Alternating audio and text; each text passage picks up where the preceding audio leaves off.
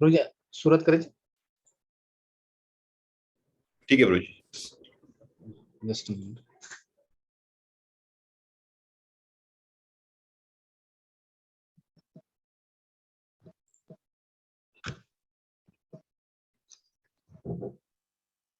तर दरवेळेप्रमाणे आजच्या हरे कृष्ण सगळ्यांचे मी स्वागत करतो.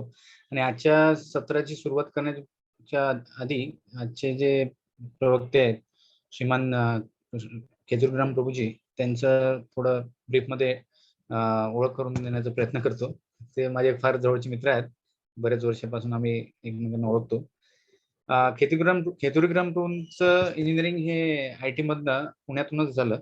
आणि त्यांनी आता त्यांचा IT करिअरमध्ये जॉबमध्ये त्यांनी ऑलमोस्ट 15 वर्ष स्पेंड केले आतापर्यंत. आणि त्यांचा 15 वर्षाचा IT एक्सपिरियन्स आहे. आणि त्यांच्या नावाने ऑलमोस्ट 3 पेटंट्स आहेत आतापर्यंत, जे IT कंपनीमध्ये मल्टीनॅशनल नामांकित कंपन्यांमध्ये जेव्हा ते काम करत होते त्यानुसार. आणि ते सध्या टेक्निकल लीड मॅनेजर म्हणून सध्या एक स्टार्टअप कंपनी ट्रकएक्स मध्ये, तर तिथे ते टेक्निकल लीड मॅनेजर म्हणून जॉब करतात.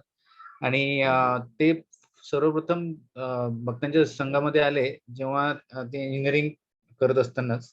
आणि तेव्हा त्यांच्या क्वालिटीजमध्ये त्यांना वैष्णव फिलॉसॉफीमध्ये ते फार अट्रॅक्ट झाले, जी त्यांना वैष्णव फिलॉसॉफी ऐकायला भेटली भक्तांच्या थ्रू.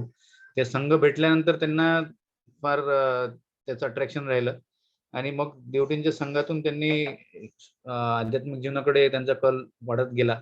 आणि ते आता आपण बघत आहोत, ते एवढे सिन्सिअर देवटी आहेत. त्यांनी आता त्यांचे पूर्ण फॅमिली कृष्ण कॉन्शियस आहे. कृष्ण भवन संघामध्ये ते पूर्ण फॅमिली त्यांची ऍक्टिव्ह आहे. आणि त्यांच्या फॅमिलीमध्ये त्यांची वाईफ सुद्धा भक्त आहेत. त्या घरी त्यांच्या घरी विग्रह सेवा सगळं होते. त्यांची 3 वर्षाची छोटी मुलगी आहे. आणि त्यांचे पेरेंट्स सुद्धा राहतात बाणेर साईडला. आणि याचबरोबर त्यांचं कॉन्ट्रीब्युशन वेगवेगळे आहेत आतापर्यंत. म्हणजे इस्कॉनच्या वेगवेगळ्या ज्या हरे कृष्ण आंदोलनाच्या सेवा असतात, त्यात ते पुस्तक वितरण असो किंवा वेगवेगळ्या बाकीच्या सेवा असो, ते अग्रेसर असतात. आणि त्यातल्या त्यात त्यांनी आता जे इंजवडीमध्ये काही प्रोग्राम झाले, रस गीता सार जे प्रोग्राम होते, त्यात त्यांचं खूप ऍक्टिव्ह पार्टिसिपेशन होतं, ज्यात त्यांनी बऱ्याच सेवा त्यात दिल्या तिथे. आणि इथे पण त्यांची सेवा सुरूच आहे. तर आता मी जास्त इंट्रोडक्शन वेळ न घेता सेशन सुरू करण्यासाठी त्यांना विनंती करतो. हरे कृष्ण. थँक्यू. सगळ्यांचं स्वागत सुद्धा करतो. हरे कृष्ण. हरे कृष्ण. आपण नेहमीप्रमाणे प्रार्थनेने याची सुरुवात करू. आपण सगळेजण एकत्र करू शकता. ओम ज्ञानतिमिरन्धस्य ज्ञानाञ्जनशलाकया चक्षुरुन्मिलितं येन तस्मै श्रीगुरुवे नमः. विष्णुपादाय कृष्णपृष्ठाय भूतले श्रीमते नामिने नमस्ते सरस्वते देवे गौरवाणी प्रचारिणे निर्विशेष शून्यवादी पाश्चात्य देशधारिणे. जय जय श्री श्री चैतन्य प्रभु नित्यानंद श्री अद्वैत गदाधर शिवासादि गौरभक्तवृंद. हरे कृष्णा कृष्णा कृष्णा हरे हरे हरे राम हरे राम राम राम हरे हरे. करोति वाचालं पंगुं लंघयते गिरिं यत्कृपातमहं वन्दे श्रीगुरु दीनतारिणम्. तर आपण आता जो श्लोक ऐकला, मुकम करोति वाचालम पंगुम लंघयते गिरिम यत्कृपातमहं वंदे श्री गुरु दीनतारिणम्. त्याचा अर्थ असा होतो की जे आपले गुरुजन किंवा वरिष्ठ भक्त आहेत, त्यांची कृपा मिळाली तर एक मूक व्यक्ती सुद्धा बोलायला लागू शकतो आणि भागवत धर्मावर प्रवचन करू शकतो. आणि एक पांगळा व्यक्ती सुद्धा पर्वत सुद्धा पार करू शकतो. तर माझी ह्या एका मूक आणि पांगळ्याच्या व्यक्तीसारखी अवस्था आहे आज. मी काही भगवद्गीतेचा एकदम असं एक्सपर्ट वगैरे नाही, पण जस्ट वरिष्ठ भक्त आहेत. अनंतशेष प्रभू, मधुकृष्ण प्रभू, सुंदरी माताजी आणि राधेश्याम प्रभू, सगळ्यांच्या कृपेने आज एक संधी मिळाली आहे तर मी प्रयत्न करेल भगवद्गीतेवर बोलायचं, आणि नक्कीच तुमची सगळ्यांची अनुमती असेल तर आपण सुरुवात करू शकतो. माझं वैयक्तिक जीवनात भगवद्गीता मी इंजिनिअरिंग मध्ये जेव्हा पहिल्यांदा वाचली, तेव्हा मला असं एक खूप असं रोमांचक चित्रपटासारखं ते वाटलं, की जसं अं,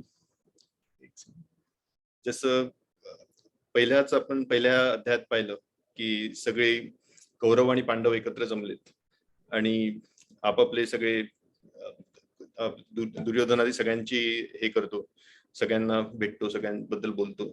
नंतर मग पांडव असतात ते आपापले शंख फुकतात. तर त्याच्यावर आणि वरून प्रभुपादांचे तात्पर्य जर तुम्ही पाहिले तर ते सगळ्या प्रत्येक कॅरेक्टर्स, प्रत्येक व्यक्ती जे आहेत तिथे, त्यांची सगळ्यांची त्यांनी गोष्ट, त्यांची सगळ्यांचं बॅकग्राऊंड एक त्यांनी सांगितलं. तर त्याच्यावरून एक असं एकदम खूपच छान गोष्ट किंवा छान चित्रपट असं माझं असं हे होतं. म्हणजे मला असं वाटलं सगळ्यात पहिल्यांदा पाहिल्यावर. पण त्यातून आत्मसात काय करायचं हे मला पहिल्यांदा वाचल्यावर कळलं नाही. पण नंतर काही वर्ष अनेक भक्तांनी प्रवचन जे दिले भगवद्गीतेवर ते थोडं ऐकायचा प्रयत्न केला. आणि बरेच प्रभुपादांचे शिष्य आहेत, त्यांनी भगवद्गीते ऍज इट इज, भगवद्गीता जशी आहे तशी, तिच्यावरही अजून जास्त अनालिसिस करून काही पुस्तकं लिहिली. तर ती पुस्तकं थोडी बघायचं एक संधी मिळाली मला. त्यावरून मला हळूहळू, आणि एस्पेशली जेव्हा काही आपल्या जीवनात हे येतात, वैयक्तिक अडचणी येतात, मनस्थिती थोडी अशी द्विविधा मनस्थिती होते, तेव्हा भगवद्गीतेचा आसरा घेतला गेला आणि त्यावरून एक वेगळ्या दृष्टिकोनातून भगवद्गीता बघायला मिळाली.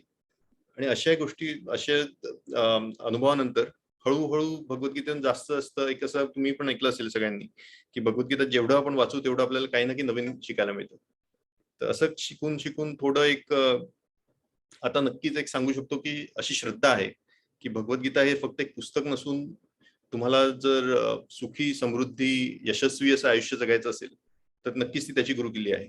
तुम्ही बाकी पुस्तकं पण असू शकता, पण जर ते भगवद्गीतेवर आधारित नसतील तर मग ते नक्कीच तुम्हाला काही देऊ शकत नाही. फक्त भगवद्गीता ही एकच असा ग्रंथ आहे की जे तुम्हाला नक्कीच आयुष्य कसं जगावं हे शिकवतं. तर ही माझी नक्कीच श्रद्धा आहे. आता मी असं प्रमाणित नक्की करू शकत नाही की मी ते पूर्ण 100% आत्मसात केलंय किंवा अवलंबलंय, पण तरी नक्कीच एक माझा प्रयत्न असतो की ऍटलिस्ट थोडं वाचावं आणि प्रयत्न करावा हे करायचं. सो आता मी आज दुसऱ्या अध्यायावर हे करायचा प्रयत्न करतो, आणि नक्कीच तुमची आधी क्षमा मी याचना करू इच्छितो की माझे मराठी एवढं चांगलं नाही जेवढं अनशेष प्रभूंचं एक शास्त्रोक्त मराठी असतं तेवढं माझं नाहीये. सो मी कदाचित मध्ये इंग्लिश शब्द वापरेल किंवा मराठी शब्द कदाचित मला नीट जमणार नाही बरोबर वापरणं. सो आधीच मी तुम्हाला क्षमा मागतो, आणि मी तुमचं आता एक प्रेझेंटेशन आता जस्ट शेअर करतो.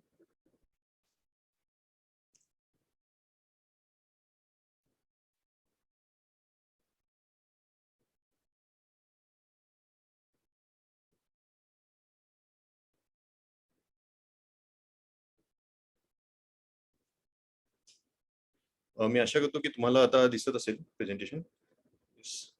तर आपण पाहिलं की भगवद्गीतेच्या पहिल्या अध्यायात आपले प्रभूजी मला नाही दिसत आहे.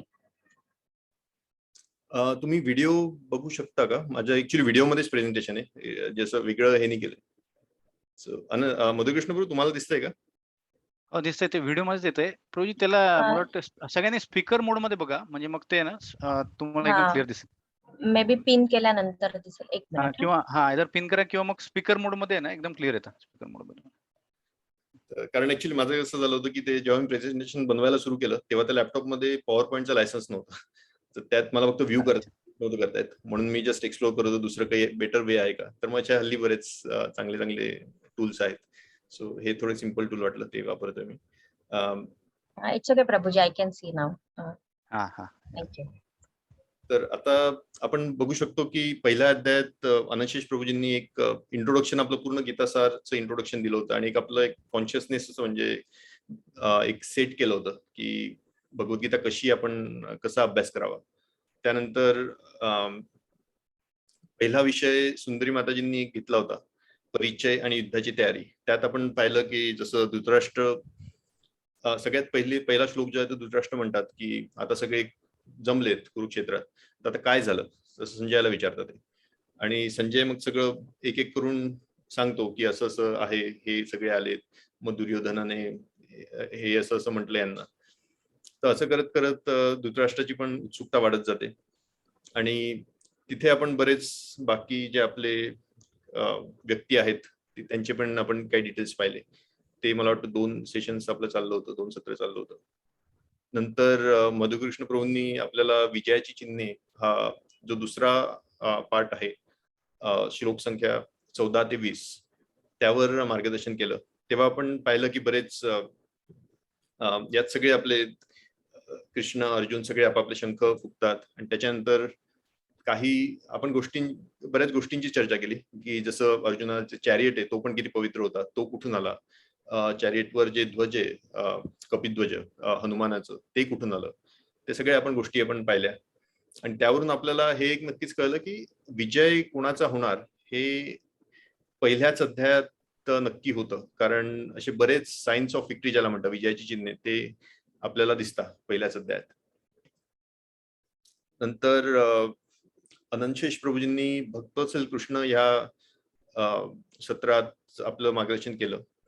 याच्यात आपण पाहिलं की अर्जुन आता सांगतो कृष्णाला, एक ऑर्डर देतो, एक आदेश देतो की माझं रथ घेऊन जा यांच्यासमोर, कौरवांसमोर, आणि मला बघू दे.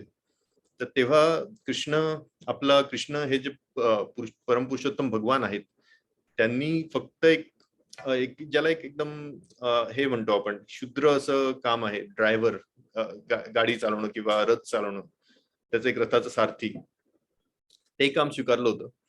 आणि जसं अर्जुन म्हणायचं तसं ते जायचे.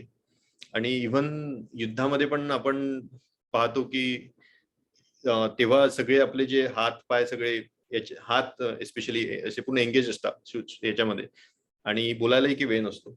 तेव्हा कोणी असं रिक्वेस्ट करून की देव आहे म्हणून, बाबा कृष्ण आहे म्हणून थोडं आरामात सांगू, प्रेमाने सांगू, असं नाही. तर ती पोझिशन नेहमी जी असते ती कृष्णाची, ती अर्जुनाच्या खाली असते आणि अर्जुनाच्या फक्त पाय लागू शकतात कृष्णाला. ते लिटरली पायाने लाथ मारून सांगायचे की इकडे जा, इकडे जा. आणि अशी पोझिशन असं होतं, म्हणजे युद्धात तसंच होतं. आणि अशी पोझिशन कृष्णाने आपली स्वीकार केली होती. तर त्याच्यावरून आपल्याला कळतं की ती भक्त वत्सल आहेत कृष्ण, की आपल्या भक्ताच्या प्रेमापोटी ते कोणतीही पोझिशन कितीही ती खालची असो ते घेऊ शकतात.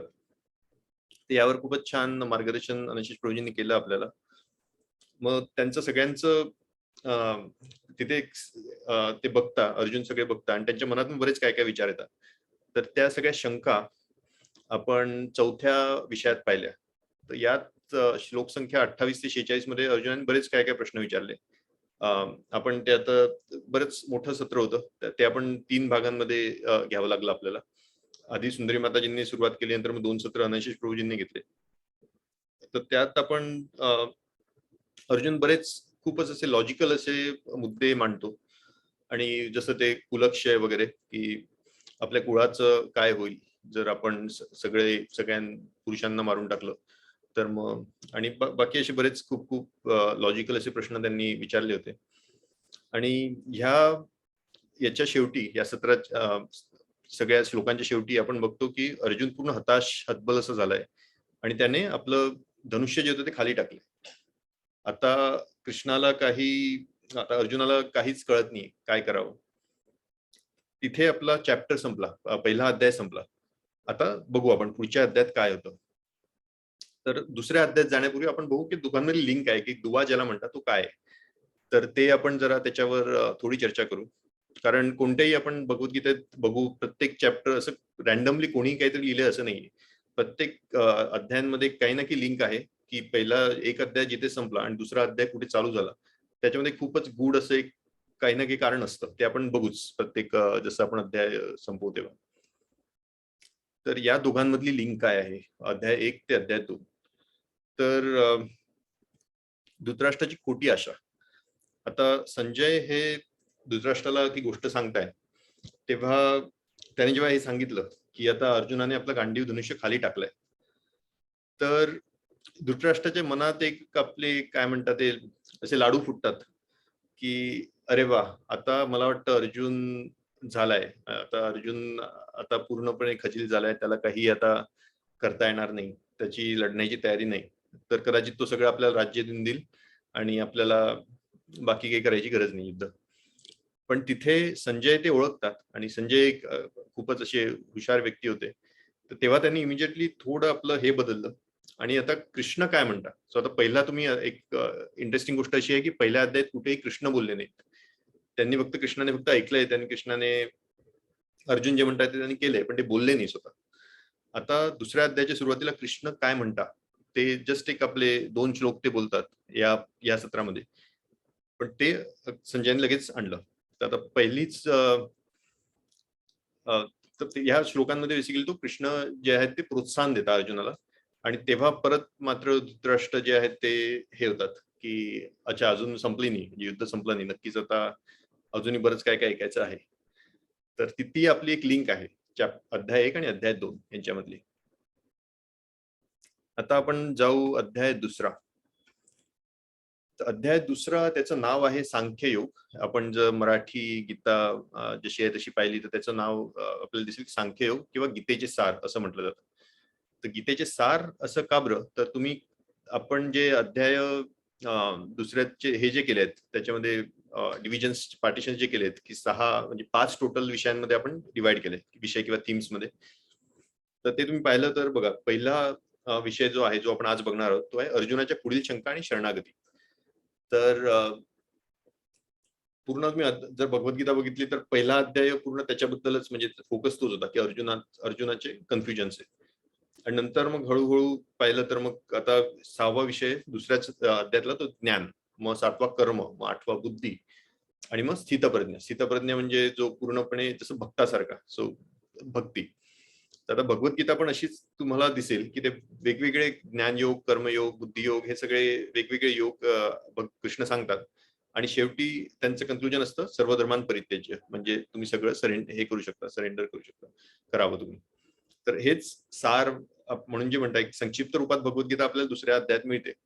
म्हणून बरेचदा काही लोक, आणि एस्पेशली हे भगवद्गीता जशी आहे तशी याबद्दल म्हटलं जातं की लोक आपले थोडे आहेत कलियुगात आळशी आहेत, ते पूर्ण 18 अध्याय वाचतील की नाही याची काही गॅरंटी नाही. म्हणून प्रभुपादांनी काय केलंय की तुम्ही फक्त दुसरा अध्याय जरी वाचला तरी तुम्हाला पूर्ण गीतेचं एक त्यात नॉलेज येऊन जातं. तर असं त्यांनी सुंदररित्या तो दुसरा अध्याय अरेंज केला. म्हणून हे कसं रेकमेंडेड आहे की तुम्ही प्रभुपादांच्या तात्पर्यासहित दुसरा अध्याय वाचावा, मग तुम्हाला पूर्ण भगवद्गीता मिळून जाईल. मग तुम्ही नंतर वाचली तर योग्यच आहे, वाचली तर चांगलंच आहे, पण नाही वाचली तरी तुम्हाला कळून जाईल गीतेचं सार काय आहे. आता आजच्या सत्राला पण आता सुरुवात करूया. तर पहिला मुद्दा असा की जेव्हा संजय म्हणतात की आता कृष्ण अर्जुनाला काय म्हणतात, तर त्याचं पहिलं एक सेक्शन आहे पहिले 3 श्लोकांचा, तर ते आपण एकदा बघू. सो आता त्याच्या आधी आपण एक त्याचं ट्रान्सलेशन वाचू फक्त श्लोकाचं. संजय म्हणाला, करुणेने भारावलेल्या, मन खचलेल्या आणि अश्रूंनी नेत्र भरून आलेल्या अर्जुनाला पाहून मधुसूदन श्रीकृष्ण पुढील प्रमाणे म्हणाले. आता यात आपण बघूया की हे तर ठीक आहे, अर्जुनाचं त्यांनी वर्णन केलंय की करुणेने भारावलेल्या, मन खचलेल्या आणि अश्रूंनी नेत्र भरून आलेल्या, पण श्रीकृष्णाने त्यांनी मधुसूदन म्हटलं. तर आता हे खूप एक महत्वाचं आहे. पूर्ण भगवद्गीतेत तुम्ही असं बघू शकता की जेव्हा पण एका विशिष्ट नावाने संबोधतात, जसं मधुसूदन कृष्ण किंवा गुडाकेश अर्जुन, काही ना काही एक खास अर्थ असतो त्या श्लोकामध्ये, जो आपले आचार्यांनी आपल्याला नेहमीच सांगितलाय. तर मधुसूदन कृष्ण म्हणजे काय, तर त्याचं ट्रान्सलेशन आपण पाहिलं तर मधु दैत्याचा वध करणारे. पण आता आपण विचार केला की कृष्णाने मधु दैत्याचा वध केलाय का? तुम्हाला नक्कीच तुम्ही पाहिलं असेल, कृष्णा सिरियल पाहिली असेल किंवा एक कृष्णा म्हणून पुस्तके प्रभुपादांचं ते वाचलं असेल, किंवा कोणी कोणी कृष्णाच्या गोष्टी सगळ्यांना माहिती असतात. पण मधुमंगल हा नक्कीच एक मित्र होता, पण मधु दैत्याचा वध कृष्णाने कधी केलाय का? तर हे तुम्ही पण विचार करू शकता. मला पण काही सापडलं नाही, असं काही नाहीये कुठे. तर कोणी केला मधु दैत्याचा वध? तर आता हे एक चित्र आहे. तुम्ही कोणी सांगू शकता का हे कोणाचं आहे चित्र? कोणता अवतार आहे? Any idea? मला वाटतं तुम्ही अनम्यूट करू शकणार नाही कदाचित.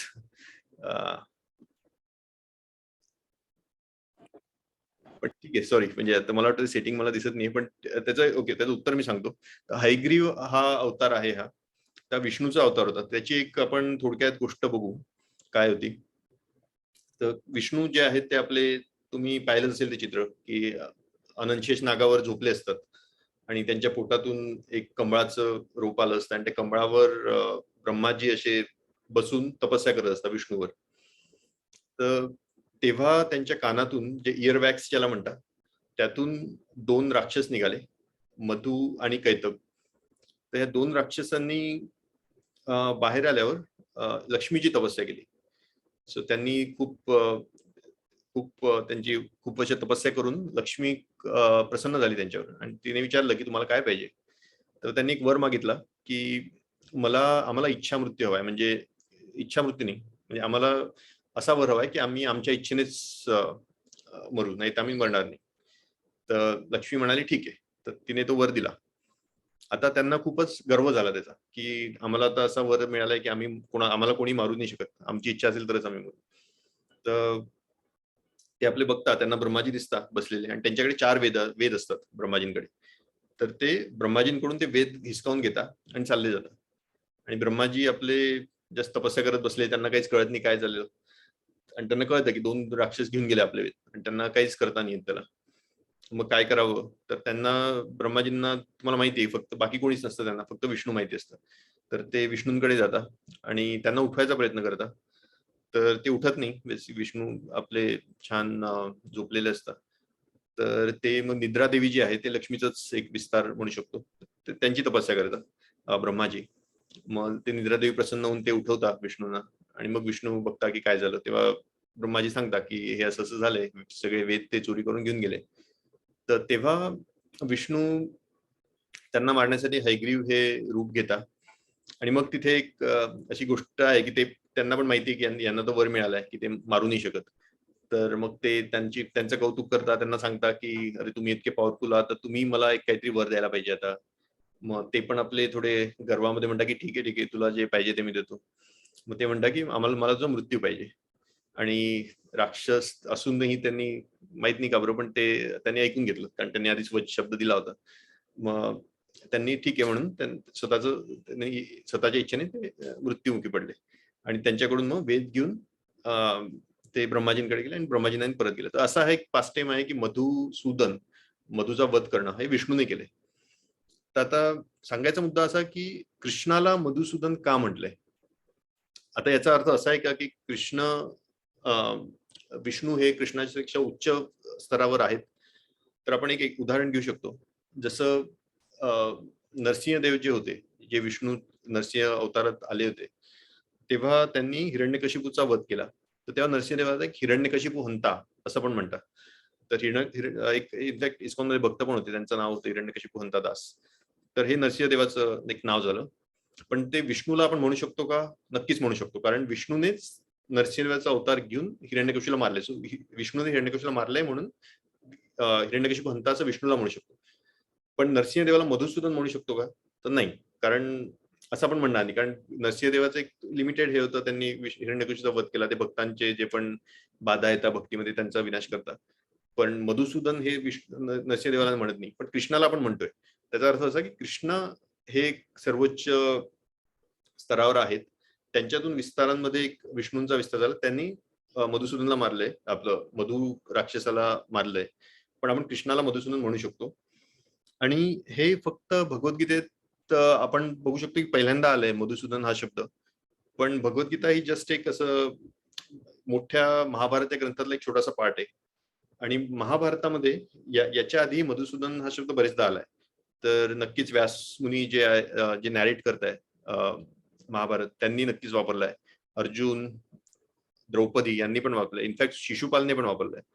तर याच्यावरून आपल्याला असं कळू शकतं की सगळ्यांना ही आधीच हे ज्ञान होतच की कृष्णाची पोझिशन ही सर्वोच्च आहे. आणि इव्हन विष्णू वगैरे सगळे कृष्णापासून येत आहे. आणि हे इकडे महत्वाचं आहे, कारण आता जे कृष्ण बोलणार आहेत, पहिला श्लोक बोलणार आहेत भगवद्गीतेत, त्याआधी आपल्याला हे माहिती पाहिजे की कृष्णाची पोझिशन काय. हे फक्त माणूस म्हणून बोलत नाहीये, तर ते सर्वोच्च परम पुरुषोत्तम भगवान म्हणून ते आता शब्द बोलणार आहे. तर ह्याच्याने आता आपण पुढच्या श्लोकात जाऊ शकतो. तर पुढचा श्लोक आहे श्री भगवान उवाच. नंतर मग मी श्लोक पूर्ण वाचत नाही, जस्ट ट्रान्सलेशन वाचतो. पुरुषोत्तम श्री भगवान म्हणाले, हे अर्जुना, तुझ्यामध्ये अशा अशुद्ध गोष्टी कशा आल्या? ज्या मनुष्याला जीवनाच्या मूल्यांचे ज्ञान आहे त्याला या गोष्टी मुळीच शोभत नाहीत. या गोष्टी मनुष्याला उच्चतर लोकात जाण्यात नाही तर त्याच्या दुष्कृतीला कारणीभूत होतात.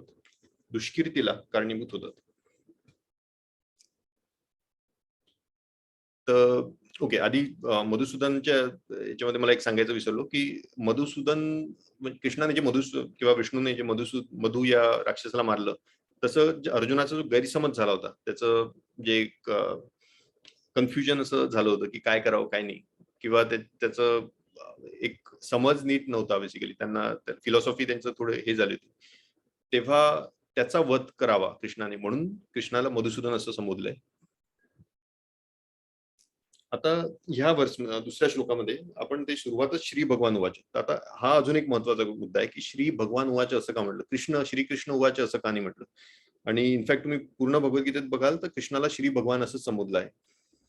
तर आपण त्याच्यावरही थोडी चर्चा करू. भगवान या शब्दाचा अर्थ काय, तर आपले आचार्य आपल्याला सांगतात की ज्याच्याकडे सगळे हे षडैश्वर्य म्हणतात, की संपूर्ण ऐश्वर्य म्हणजे वेल्थ, पैसे, संपूर्ण बल, संपूर्ण यश, संपूर्ण सौंदर्य, संपूर्ण ज्ञान, संपूर्ण वैराग्य, या सगळ्या गोष्टी संपूर्णपणे आहेत, त्याला आपण भगवान बोलू इच्छितो. जसं आपण बघू शकतो की सध्या मला वाटतं इलॉन मस्क आज सगळ्यात श्रीमंत आहे. काही आठवड्यापूर्वीच जेफ बेझोस होते. तर ते ठीक आहे, आज ते म्हणू शकतो की ठीक आहे त्यांच्याकडे संपूर्ण ऐश्वर्य आहे, पण उद्या नसणार आहे नक्कीच.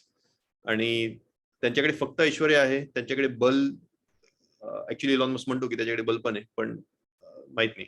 यश थोडंफार प्रमाणात आहे, सौंदर्य तेवढं नाहीये, ज्ञान, वैराग्य तर बिलकुलच नाहीये. तर आपण असं बघू शकतो की यांच्याकडे एवढं सगळं एकाच व्यक्तीमध्ये कोणाच्याही दिसणार नाही आपल्याला. काही प्रमाणात काही व्यक्तींमध्ये असतं, पण कृष्णामध्ये पाहिलं की आपण सगळे 6चे 6 ऐश्वर्य पूर्णपणे असतात. त्यांच्यापेक्षा ऐश्वर्यशाली कोणी नाही, त्यांच्यापेक्षा बलशाली कोणी नाही. आपण पाहिलंच ना, कृष्णा लिटरली म्हणजे जे बाळ होते छोटेसे, तेव्हा त्यांनी पुतनावध केला, कित्येक राक्षसांना त्यांनी मारलं लहानपणी. तेवढं, आणि त्यांना कधी असं त्रास झाला असं नाही की ते खूप असे हे करताय, एक्सरसाइज करताय किंवा खूप त्यांना हे होतंय, असं कधीच झालं नाही. आरामात एकदम इझिली सगळ्यांना मारायचे, म्हणून ते खूपच बलशाली होते. इव्हन महाभारतातही सगळ्यांना माहिती होतं की कृष्ण खूप बलशाली आहेत. यश, कृष्णाचं नक्कीच फेम ज्याला म्हणतात, सगळ्यांनाच कृष्ण नक्कीच सगळ्यांना माहिती असतात, त्याचं खूपच हे. सौंदर्य काही वादच नाही. ज्ञान, कृष्णापासूनच ज्ञानाची उत्पत्ती होते सगळ्यांच्या, कृष्ण नक्कीच ज्ञान सगळे. आणि वैराग्य हे पण थोडं समजायला कठीण आहे, पण आपण एक बघू शकतो की एक स्टोरी येते, मला वाटतं अश्वमेध यज्ञ झाला होता तेव्हा तिथे जे सगळ्यात वैराग्यशाली आहे असं कोणाला तरी एक यजमान म्हणून बोलवायचं होतं, तेव्हा यांनी युधिष्ठिराने कृष्णाला बोलवलं होतं. तेव्हा काही लोकांनी आर्ग्यू पण केलं, तेव्हा त्यांनी एक्सप्लेन केलं होतं की कृष्ण हेच सगळ्यात वैराग्यशाली आहेत. तर आपण बघू शकतो की म्हणून परमपुरुषोत्तम भगवान हे कृष्णच आहे. आणि एक भागवतात एक वर्ष येते, श्लोक येतो, एक 1.3.28 मध्ये, तर एते चांच कला पुंस कृष्णस्तु भगवान स्वयं, हे असं क्लिअरली म्हटले. तर हे सुत गोस्वामी जेव्हा आपले सांगत असतात, सगळे ते अवतार सांगतात 3ऱ्या अध्यायात, पहिल्या स्कंदाच्या 3ऱ्या अध्यायात, की विष्णूचे बरेच वेगवेगळे अवतार, त्यांनी एकेका श्लोकामध्ये एक अवतार, खूप छान एक अध्याय आहे तो पूर्ण. आपल्याला जर आयडिया हवी असेल कृष्णाचे कोणकोणते अवतार आहे, सगळं त्यांनी व्यवस्थित दिलंय. त्याच्या सगळ्यात शेवटी ते म्हणतात की हे सगळे अवतार आहेत ते ठीक आहे, पण यामध्ये परमपुरुषोत्तम भगवान जे आहे ते कृष्णच आहेत. कृष्णस्तु भगवान स्वयं, हे त्यांनी एकदम क्लिअर केलंय भागवतामध्येच. तर याच्यावरून आपण बघू शकतो की भगवान जे म्हणतात ते हेच आहेत, परमपुरुषोत्तम भगवानच आहेत, कृष्णच आहेत. आता आपण दुसरी पण एक कृष्णाची वर्स होती, ती पण एक वाचून घेऊ. हे पार्थ, अशा हीन नपुंसकतेची कास धरू नकोस, असे करणे तुला शोभत नाही. अंतकरणाचे असे क्षुद्र दुबळेपण सोडून दे आणि हे परंतप उठ. तर आता या तरी पहिल्या एक जी आपली जी सेकंड वर्स होती, दुसरा श्लोक, त्याच्यामध्ये अनार्य हा एक शब्द होता, तर त्याचा पण आपण अर्थ बघून घेऊ. आर्य म्हणजे तुम्ही ऐकलं असेल, आर्य संस्कृती जी होती ती एक सुशिक्षित लोकांची अशी संस्कृती होती, आणि अर्जुन हा एक आर्य आहे. तर त्यांना जीवनाचं मूल्य एक माहिती होतं. म्हणजे ते आदिवासी किंवा आपण जे एकदम जुने म्हणजे काही संस्कृती आहेत की ज्या एकदम आपले जंगलात वगैरे राहायचे, दगड वगैरे हे करायचे, तर तसे नव्हते. आर्य म्हणजे खूप सुशिक्षित असे होते. त्यांना पूर्ण जीवनाचं तत्वज्ञान माहिती होतं, त्यांना जीवनाचं मूल्य एक माहिती होतं आणि त्यांचं पूर्ण लाईफस्टाईल जे आयुष्य जे होतं ते आध्यात्मिक तत्वांवर आधारित होतं. तर अशा आर्य हा एक अर्जुन होता, पण कृष्णाने त्याला अनार्य असं म्हटलं. कारण तुझं म्हणजे अर्जुन तू असं जर वागत असशील की तू म्हणजे तुझं पूर्ण जे आध्यात्मिक हे होती, आध्यात्मिक विचारसरणी होती, ती सोडून तू एक आपलं भौतिक स्तरावर विचार करतोयस की माझे नातलग, माझे हे ते, तर त्याला ते तुला आर्य म्हणून शोभत नाही, म्हणून त्यांना अनार्य असं त्यांनी संबोधित केलंय कृष्णाने. आणि दुसरा एक शब्द होता अस्वर्ग्य. तर आता अस्वर्ग्य म्हणजे काय? तर क्षत्रिय धर्म जो असतो त्यात क्लिअरली असं असं म्हटलंय की जेव्हा क्षत्रिय आपल्या धर्मासाठी एक युद्ध करतात आणि मृत्युमुखी जरी पडले तरी त्यांना स्वर्गप्राप्ती होते. आणि हे सगळ्या क्षत्रियांना माहिती आहे. आपण कित्येक क्षत्रिय, शिवाजी महाराज किंवा कित्येक क्षत्रिय आपण बघितले, ते घाबरायचे नाही, मृत्यूला कधी त्यांनी घाबरले नाही ते. कारण ते त्यांना माहिती होतं की मी जेव्हा हे करू फाईट करेल युद्धामध्ये आणि युद्धामध्ये जर मी मृत्युमुखी पडलो तर मग नक्की स्वर्गप्राप्ती होईल. हे सगळ्यांना आपले मावळे बघा किंवा कोणते म्हणजे एकदम छोट्या छोट्या सैनिकापासून मोठ्यात मोठ्या राजापर्यंत सगळ्यांना माहिती होतं आणि त्याला क्षत्रिय धर्म म्हणतात. पण हे अर्जुनाला कृष्णाने अस्वर्ग्य म्हटलंय, कारण अर्जुन हा क्षत्रिय असून सुद्धा त्याने जर आपले शस्त्रांचा त्याग केला आणि युद्धात जायला नाही म्हटलं तर मग त्याला स्वर्गप्राप्ती होणार नाही नक्कीच. युद्ध ठीक आहे, युद्ध कर, तुला जर भीती वाटते इन केस तू नाही जगू शकला, मृत्युमुखी पडला, तरी तुला स्वर्गप्राप्ती होणार आहे. म्हणजे बेसिकली तुला काहीच असं हे नाहीये, म्हणजे तुला काही हरायचं नाहीये. पण तुझं असं केलं की युद्ध नाही केलं तर तुम्ही एक तर तुला हे पण नाही मिळणार, स्वर्ग पण नाही मिळणार आणि जेव्हा तू जगशील तेव्हा तुला अपमानित जीवन एक जगावं लागेल. कारण सगळेजण म्हणतील की अरे तू इतका शक्तिशाली क्षत्रिय असून सुद्धा तू युद्धात नाही गेलास, युद्ध करायला तू नाही म्हटलंस, हे आयुष्यभर तुला ऐकावं लागेल सगळ्यांकडून. तर असं एक अपमानित आयुष्य तुला जगावं लागेल. तर त्यासाठी कृष्णाने एक हे शब्द वापरले, अनार्य, अस्वर्ग्य. आता आपण पुढच्या श्लोकावर जाऊ. आपण तिसरा श्लोक वाचला आधीच. नंतर अर्जुन म्हणतात की आपण जस्ट एक वाचून घेऊ. अर्जुन म्हणाला, हे अरिसूदन, हे मधुसूदना, मला पूजनीय असणाऱ्या भीष्म, द्रोणांसारख्या व्यक्तींवर मी बाणांनी प्रतिहल्ला कसा करू शकेन? तर याची सुरुवातच अशी झाली की हे अरिसूदन. आता अरिसूदन म्हणजे काय? तर अरी म्हणजे शत्रू आणि सुदन म्हणजे आपण जसं वध करणार, शत्रूचा वध करणार. तर त्याचं एक आपण बघू शकतो की कृष्णाने त्याचे अनेक शत्रू होते, राक्षस वगैरे होते, त्या सगळ्यांचा वध केला. म्हणून अर्जुन म्हणता की कृष्णा अरिसूदन आहे, तू अरिसूदन आहेस. पण आता भीष्म किंवा द्रोण हे त्यांचे शत्रू नाही आहेत.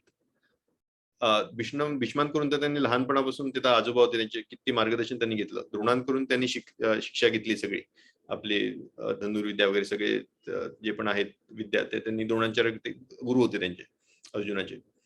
तर आता तू तर ठीक आहे, तू शत्रूंना मारतोस ठीक आहे, पण मी माझ्या आप्तेष्टांना का बरं मारू? भीष्म द्रोणाचार्य हे माझे किती प्रिय आहेत, त्यांना मी का बरं मारू? असा अर्जुनाचा एक हे होता. जसं मी म्हटलं की प्रत्येक संबोधन जे आहे, जे नाव आहे, त्याचा काही ना काही अर्थ असतो, गूढ अर्थ असतो, जे आपले आचार्य सांगतात आपल्याला. तर याचा इकडे आपण असं समजून घेऊ शकतो.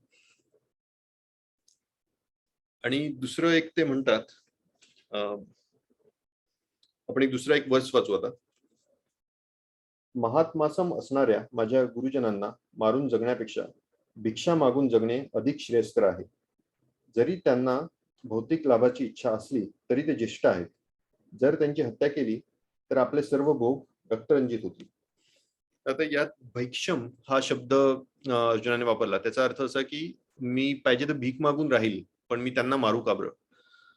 तर यात एक नक्कीच एक त्याच्या विचारसरणीची त्रुटी अशी होती की तो ऍक्च्युली शूद्र नाही, म्हणजे भिक्षा मागणं हे तसं पाहिलं तर एक तर ब्राह्मण जे असतात ते हे करू शकतात. म्हणजे त्या काळात आपण म्हणू शकतो की ब्राह्मणांचं एक हे होतं की आपलं ते जे पण काय म्हणतात मधुकरी वगैरे करून खायचे. पण क्षत्रिय जे असतं त्यांचं एक हे स्वभाव नसतो तो भीक मागणं. कारण जेव्हा कोणी जातं भीक मागायला तेव्हा ठीक आहे, त्यांनी काही लोक चांगले आपले हृदयाचे असतील तर ते देतील, पण काही लोक नाही तर अपमान करतील, त्यांना मारून फेकतील, नाही तर मग त्यांना शिव्या देतील आणि त्यांना पळून लावतील. तर आता क्षत्रिय जेव्हा असं जातो की ठीक आहे, मला युद्ध नाही लढायचंय, मी भीक मागतो, आणि ती भीक मागायला जाईल, पण तेव्हा जर कोणी त्याचा अपमान केला असा की अरे तू काय करतोयस, तू काय, चल पळ इकडून, असं काही म्हटलं, तर मग त्याचा क्षत्रिय एक हे असतो, शॉर्ट टेम्पर्ड असतो, त्याला काय म्हणताय, लवकरच त्यांना राग येतो. आणि तसा राग आला आणि त्यांनी तिथे क्षत्रिय उचलून जर अपमान केला तर मग नक्कीच त्यांचं काही राहणार नाही. सो ते अर्जुन इकडे विसरतोय की तो त्याच्या स्वभावात ते नाहीये. आपण नंतरही आपण बघू शकतो, महाभारतात असं झालं होतं की एकदा युधिष्ठिर त्यांना, मला वाटतं, अपमान करता अर्जुनाचा, गांडीवाचा अपमान करता त्यांच्या धनुष्याचा. तेव्हा ते युधिष्ठिरला पण मारायला तयार झाले होते की माझ्या माझ्या याचा धनुष्याचा अपमान केला तुम्ही, तर असं एवढं त्यांचं शॉर्ट टेम्पर्ड ऍक्च्युअली होती. आणि ती क्षत्रिय, it's part of being a क्षत्रिय. सो तेव्हा ते भैक्षम हे अर्जुन त्यांनी म्हटलं, पण ते त्यांना शक्य नव्हतं. आणि ते नंतर आपण प्रत्येक अर्जुनाच्या जे पण विवाद होता, मुद्दा मांडला होता, त्याचं एक उत्तर कृष्णाने दिलंय, हे नंतर आपण डिस्कस करूच परत. तर शेवटी असं होतं की अर्जुन पूर्ण आता गोंधळलेल्या मनस्थितीत आहे. ते आपण त्याची एक हे वाचून घेऊ. ज्यांच्यावर विजय प्राप्त करणे की त्यांच्याकडून पराजित होणे, या दोहोंपैकी कोणती गोष्ट अधिक चांगली आहे हे आम्हाला कळत नाही. जर आम्ही धृतराष्ट्र पुत्रांची हत्या केली तर आम्हाला जगण्याची आवश्यकता नाही, तरी देखील युद्धभूमीमध्ये ते आमच्या समोरच उभे आहेत. तर असं शेवटी अर्जुन एक दाखवतो की मी आता पूर्णपणे गोंधळलेलो आहे. हे 4 मुद्दे आहेत की जे अर्जुनाला अजूनही असं एक गोंधळ मनात आहे की मी कर्तव्यपूर्वक लढावे आणि अनावश्यक हिंसाचाराचा धोका पत्करावा का? मी फाईट केली तर मग मी जर युद्ध केलं तर मला नक्कीच एक हिंसाचार करावा लागेल ज्याची गरज नव्हती, तर ती मी रिस्क घेऊ का? दुसरा मुद्दा की मी लढणे टाळावे आणि भीक मागून जगावे का? तर मी जर फाईट नाही केली तर मग भीक मागावं लागेल, पण आपण जसं एक आताच पाहिलं की भीक मागून जाणं हे पण ऑप्शन ऍक्च्युअली नव्हतं. विजय तरीही निश्चित नाही, तर मी फाईट केलं तरी मी विजयी होईल की नाही ते नक्की माहित नाही मला. आणि विजय हा सुद्धा पराजय असतो, कारण नातेवाईकांना मारून आपण आनंदाने जगू शकत नाही.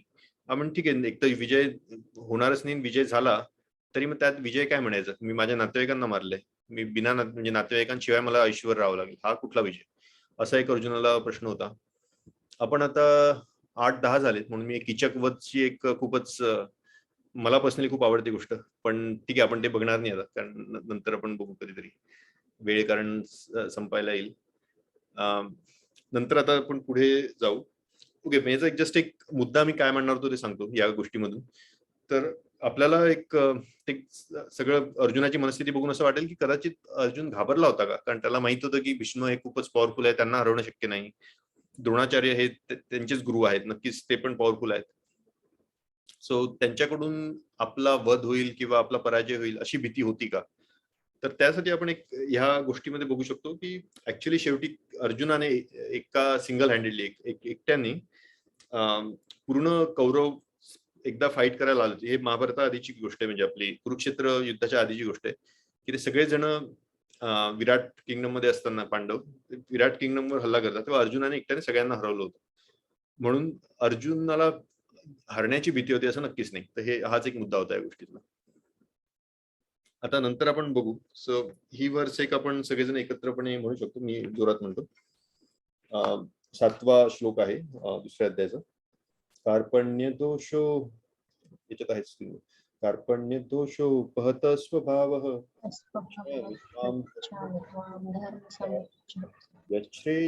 श्यामी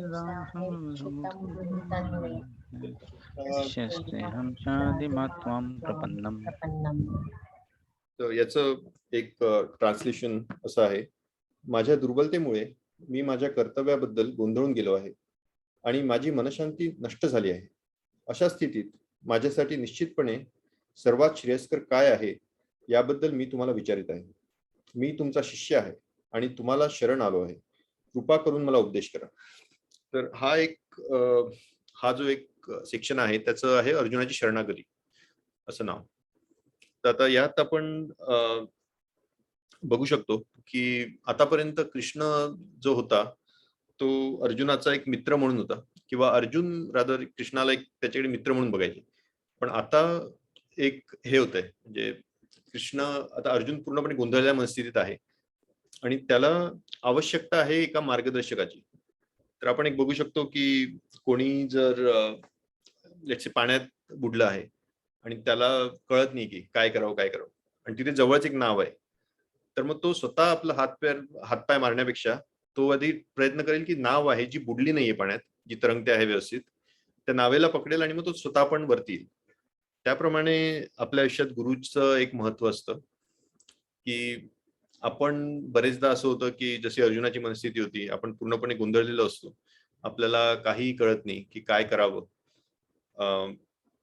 बऱ्याच आपले जसं अर्जुनाने एकदम शास्त्रोक्त पद्धतीने खूप असे लॉजिकल आर्ग्युमेंट्स दिल्या होत्या की असं केलं तर असं होईल, असं केलं तर तसं होईल. तर आपली पण तशी कंडिशन असते की आपल्याला कळत नाही की हे पण बरोबर आहे, ते पण बरोबर आहे, अशा ह्याच्यात काय करावं. तर तेव्हा आपल्याला एक अशा व्यक्तीची गरज असते की जे एक बर्ड्स आय व्ह्यू ज्याला म्हणतात की आपण ते स्वतः त्याच्यामध्ये नाहीये, कंडिशनिंग ज्याला म्हणतात तसं त्यांना नाहीये आणि ते एक बाहेरून सगळे बघू शकतात मुद्दे आणि त्यावरून ते जे पण आपलं त्यांचं दिव्य ज्ञान ज्याला म्हणतो कृष्णाकडून आलेलं आहे, भगवद्गीता वगैरेच्या माध्यमातून, त्याच्यात ते तिकडे अप्लाय करून आपल्याला व्यवस्थितपणे गाईड करू शकतील. तर याच्यासाठी आपण हे स्वतः बघू नाही शकत. आपली एवढी पात्रता नाहीये की जे आपले परमात्मा आहेत सगळ्यांच्या हृदयात आहेत, पण ते परमात्म्याकडे जाऊन आपण मार्गदर्शन घेऊ आणि परमात्म्याचं हे समजू शकू, एवढी पात्रता आपली कधी कधी नसते. तर तेव्हा आपल्याला गरज असते का गुरुची. तर अर्जुनाची ही एक कंडिशन होती की पूर्णपणे आता गोंधळलेला आहे, सगळं त्याला सगळ्या साईडने त्याने विचार केलाय. खूपच हुशार माणूस आहे ऍक्च्युली अर्जुन, आणि त्याने सगळीकडून विचार केलाय तरी त्याला कळत नाही आता मी काय करावं नक्की. तर तेव्हा अर्जुन कृष्णाला एक आपला गुरु म्हणून ऍक्सेप्ट करतो आणि स्वतःला शिष्य म्हणतो. तर असं कोणीही लगेच म्हटलं की ठीक आहे मला आज कन्फ्युजन आहे, मी जातो, आज कृष्ण माझा गुरु आहे, असं म्हणू शकतं का? तर नक्कीच नाही. एका शिष्याची पण एक पात्रता असते. तर इथे अर्जुनाने आधीच प्रूव्ह केलं की जेव्हा ते युधिष्ठिर नाही, भीष्म, द्रोणाचार्य यांच्याबद्दल जेव्हा ते एकदम करुणेने विचार करतात की हे माझे इतके अपतेष्ट आहेत, मी यांना कसं काय मारणार, तेव्हा त्यांनी सहिष्णुता एक दाखवली होती, टॉलरन्स. तर ही पण एक अशी रिक्वायरमेंट अशी आहे एका शिष्याची की तो सहिष्णू असावा सगळ्यांबद्दल. त्यांनी सहिष्णुता दाखवली होती. नक्कीच श्यामदाम सगळं हे पण त्यांनी व्यवस्थित दाखवलं, त्यांनी सगळं व्यवस्थित विचार केला प्रत्येक गोष्टीचा. आणि सगळ्यात महत्वाचं म्हणजे श्रद्धा. तर त्यांनी कृष्णावर श्रद्धा दाखवली. आतापर्यंत कृष्णाला थोडं एक मित्र म्हणून असं आर्ग्युमेंट टाईप चालू होतं, पण नंतर मग त्याचं एक श्रद्धा त्यांनी दाखवली की कृष्णा तू जे सांगशील ते मी नक्कीच ऐकेल.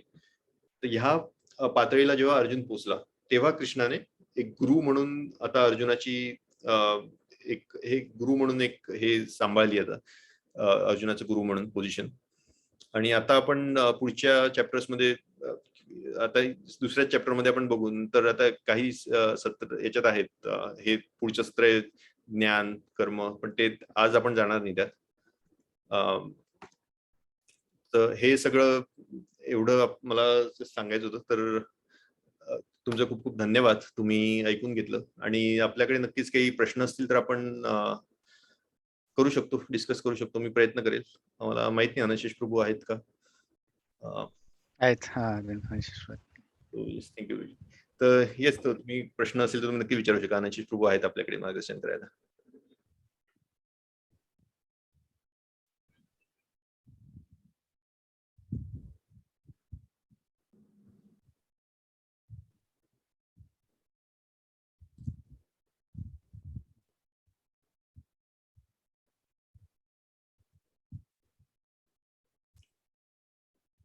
हरे कृष्ण. कोणाला प्रश्न असतील तर कृपया तुम्ही विचारू शकता.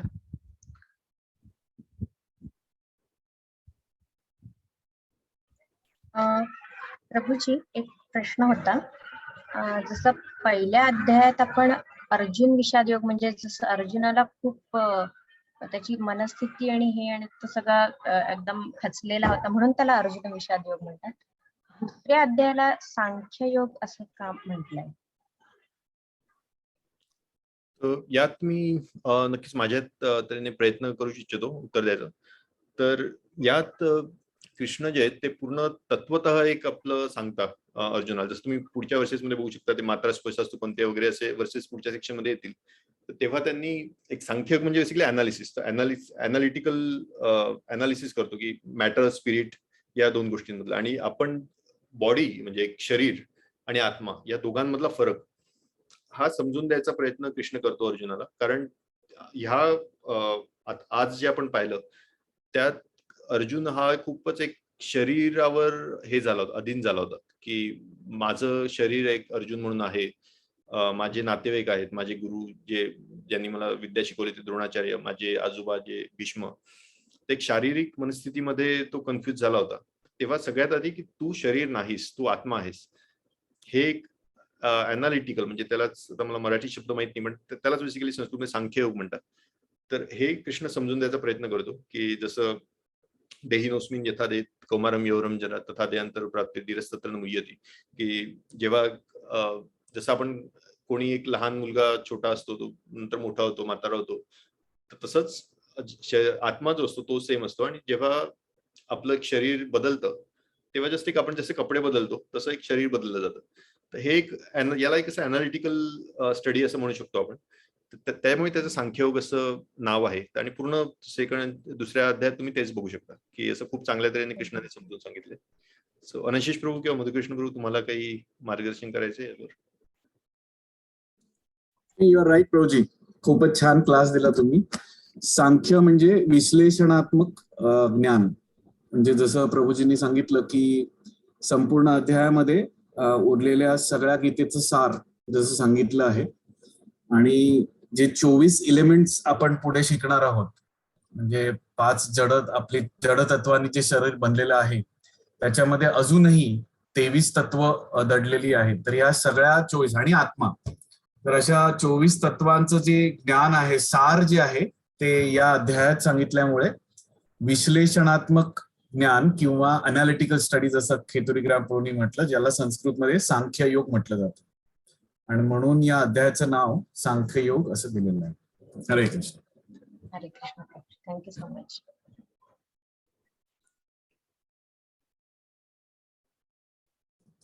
अजून कोणाचे काही शंका किंवा प्रश्न किंवा काही कॉम्प्लिमेंट्स असतील तर तुम्ही सांगू शकता.